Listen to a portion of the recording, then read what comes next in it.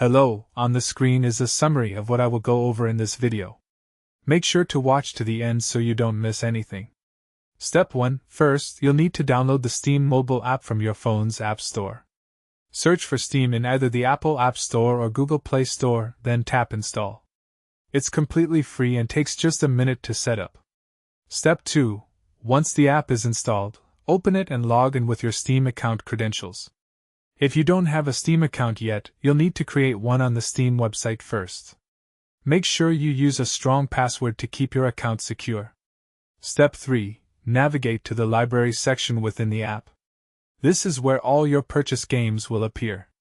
You can browse your collection and see which games are available for mobile download. Step 4. Find the game you want to download and tap on it to open the games page. Check the game details to make sure it's compatible with your phone's operating system and storage requirements. Step 5. Finally, tap the download button and select your preferred installation location.